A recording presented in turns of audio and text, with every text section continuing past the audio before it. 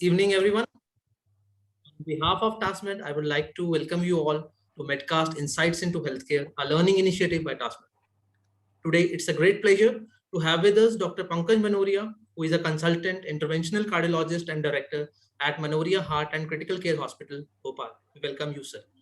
Sir, we Thank you. look forward to hear from you on today's topic of discussion, Mexaletine. Mexaletine, an unexplored antiarrhythmic drug. Over to you, Dr. Pankaj.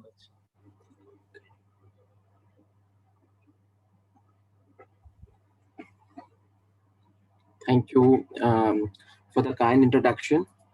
And I'm thankful to TASMED people for giving me opportunity to speak on this, again, a very important topic and a very neglected topic, I think I can say, because we haven't heard much about this molecule.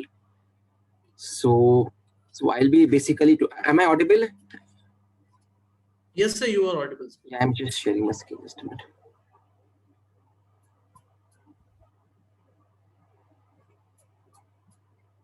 Let me share the screen.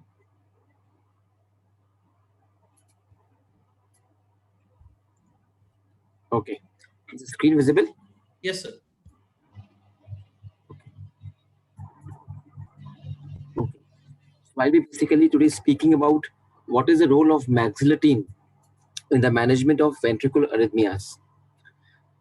We know that ventricular arrhythmias, there's a lot of burden of ventricular arrhythmias globally, not only United States or Europe, but India also.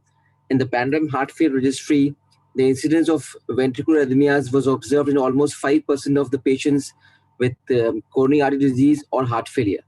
So it's a big problem globally as well as in our country. When it comes to management strategies of for ventricular arrhythmias, there are four modalities of treatment. Number one is pharmacotherapy, that means usage of antiarrhythmic drugs.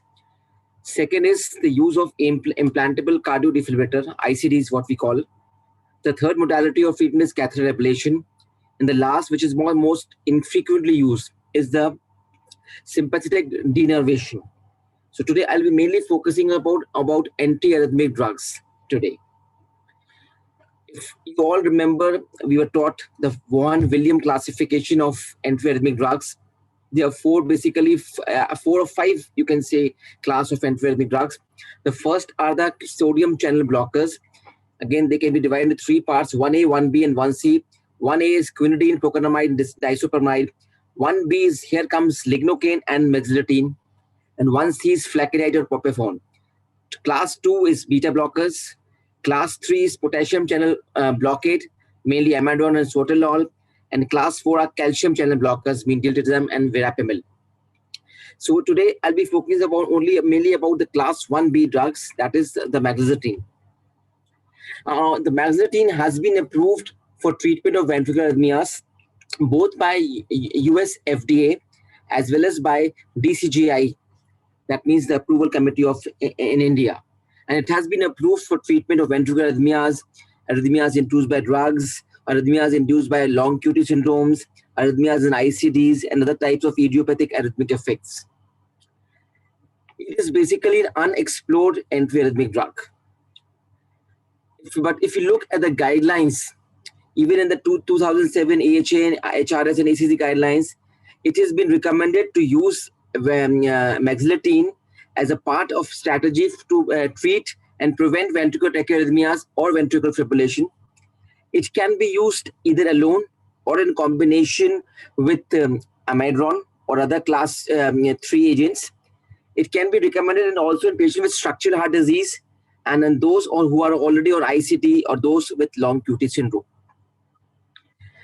Maxillatine is basically a class 1B antiarrhythmic drugs. It is a sodium channel blocker, as you can see. And what happens is it's an orally active 1B antiarrhythmic drugs. It blocks the fast sodium channels and opens the potassium channels. Thus, it reduces the rate of depolarization of the cardiac action potential. So it blocks the sodium channel, blocks the sodium channel, opens the potassium, and reduces the rate of depolarization of the action potential. And it reduces the ventricular automaticity while shortening both the action potential duration and the effective refractory periods. So it reduces the effective refractory periods, shortens the action potential, and also reduces the rate of depolarization of the action potential. Now, physiological electrophysiological property is almost similar to lignocaine. You can say oral lignocaine is maxillatine. All the properties of lignocaine are transmitted to maxillatine also. In patients with normal conduction, the advantage of maxillatine is it has minimal effects on cardiac impulse generation. It is AV, it doesn't cause AV blocks, no development of second degree or AV blocks, and it is QT neutral. So whenever you use maxillatine, the QT interval doesn't change. It doesn't prolong QT, unlike amiodarone and class 1A drugs, which can prolong QT. It has, unlike amiodarone, it doesn't cause AV blocking. So it's safe to use in the presence of any AV blocks, and it has a minimal effect on cardiac impulse generation and propagation. So these are various advantages. Now, this is very important chart. Just to highlight what is the importance of how maxillatine is different from other antiarrhythmic drugs. As you can, as I've told you, it is QT neutral. It doesn't affect the QT interval, so can be safely used in long QT arrhythmias. It doesn't cause any blockage in the AV node, like amiodarone, which can cause increased AV blocks. It doesn't affect SA nodal rate. No effect. It doesn't prolong the PR, and has no action and no action on the QRS duration. So this is very important once we choose what antiarrhythmic drugs to be used in which patient. It doesn't affect the cardiac output. It is hemodynamically neutral. It is not. It has no inotropic effect. You can say it has no significant negative inotropic, unless like the beta blockers, and sometimes amiodarone also has anti effects. It doesn't affect cardiac output. So it is hemodynamically neutral. So even a mild depression of myocardium, so it can be safely used in patients with structural heart disease and LV dysfunction also. It is well absorbed, 90% absorbed from the GI tract, and 50 to 70% bound to the plasma protein. And unlike lignocaine, its first pass metabolism is low, and only 10% is excreted through the kidney route. And the half-life is almost 10 to 12 hours. That is why it's given BD or thrice daily. It is administration food or antacids is recommended. Dose must be individualized. You can start with 100 to 200 milligram 8 hourly, and within 2 to 3 days, dose adjustment is recommended. And you can increase the dose by or decrease dose by 50 or 100. So you can start with 100, 200 milligrams thrice daily, then step up the dose gradually. What we do with other drugs also. This is the dose recommended. When rapid control of arrhythmias is essential, you have to give the loading dose, 400 stat, and then after 8 hours, 200 milligrams, and continue as per the chronic treatment. And when the rapid control is not recommended, then you can start only with 200 milligram 8 hourly, and then step up to 300 milligram or 400 milligram gradually. Maxillatine is usually well tolerated. It has some GI side effects, but they are reversible, and antacids can be taken along with the drugs to prevent these side effects. Having said that, I'll proceed to some clinical data of maxillatine and VT management. Maxillatine has been found in this in a very small study, which was published by Sobech et al. It significantly reduced the recurrent VT episodes, electric storms, and events and ICD interventions. As you can see, this is the dark one is after treatment of maxillatine, and the light one is before treatment. As you can, once the maxillatine was started, recurrent ventricular arrhythmias and ventricular storms reduced, and ventricular tachyarrhythmias and ICD interventions before and after maxillatine has been shown. You can see once after the usage of maxillatine, electric storms reduced, VT-VF episodes reduced, and ICD interventions reduced. Clearly indicating that this drugs acts and reduces the reoccurrence of ventricular arrhythmias. In controlled comparative trial, a significant reduction of VPCs, paired VPCs, and non-sustained VTs were seen when we use maxillatine. In a patient with recent myocardial infarction, and they found that maxillatine reduces ventricular ectopic complexes. As you can see, this is a placebo and this is a maxillatine, and number of ventricular ectopics per hour per patient before entry, at 1 month, and after 3 months. You can see This is placebo and this is maxilotine, clearly showing a significant reduction in the ventricular ectopics post myocardial infarction. Maxilotine can not only be used in isolation as a single antiarrhythmic drugs, but can also be used as an adjuvant therapy along with beta blockers or class 3 antiarrhythmic drugs like amiodarone. As you can see, the treatment with antiarrhythmic drugs usually in ICD patients do sometimes get ventricular arrhythmias. So sometimes amiodarone may not be sufficient.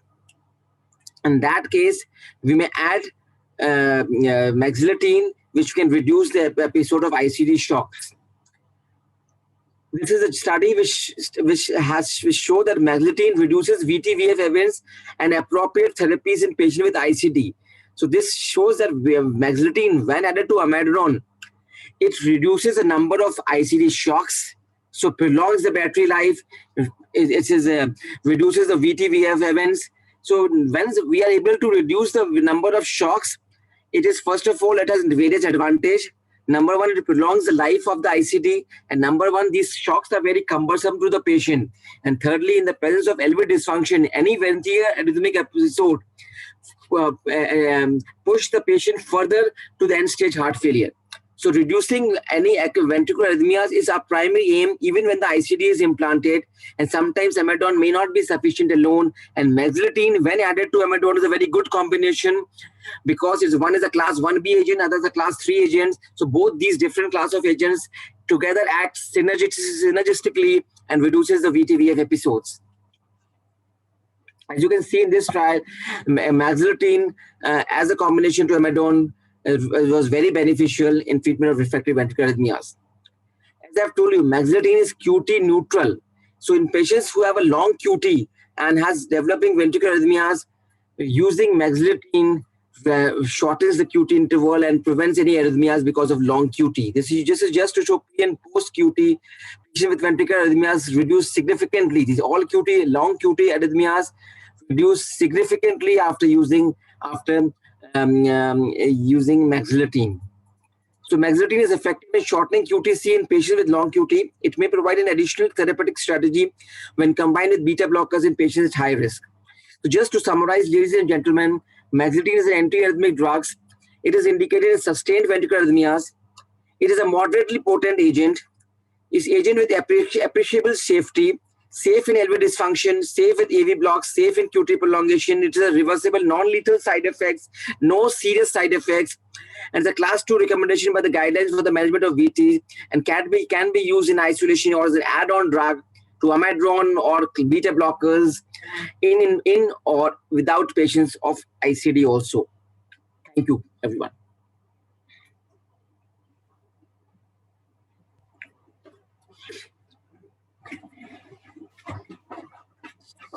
So if anyone is having any question, they can put their questions in the Q&A box.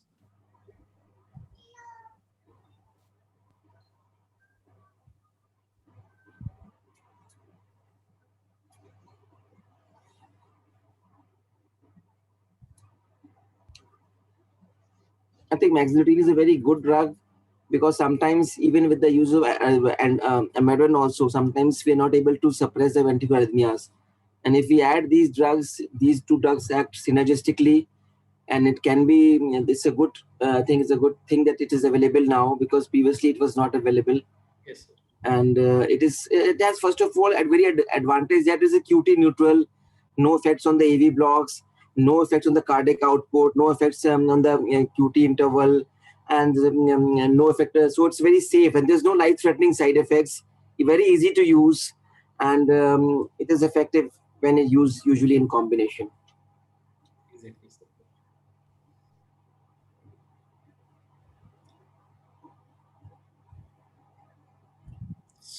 So we can wait for 2 or 3 minutes. If there is no question, then we can. I hope there is one question. If you could answer, Dr. Pankaj.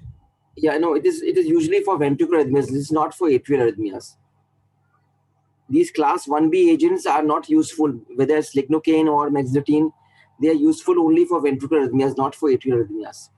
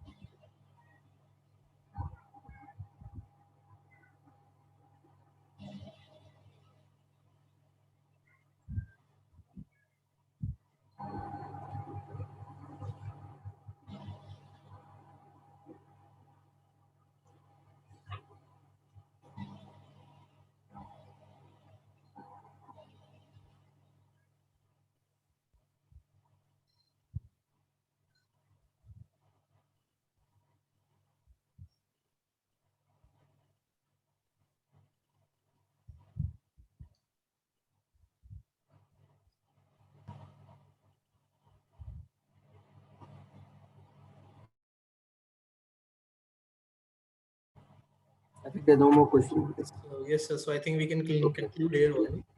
Okay. So thank you, Dr. Pankaj, for Okay. joining with us today. Thank you. It was really an insightful discussion for us as well as for our listeners. I would also like to thank all the doctors for being with us and for their active participation during the session. Thank you and have a good day. Thank you so much. Thank you.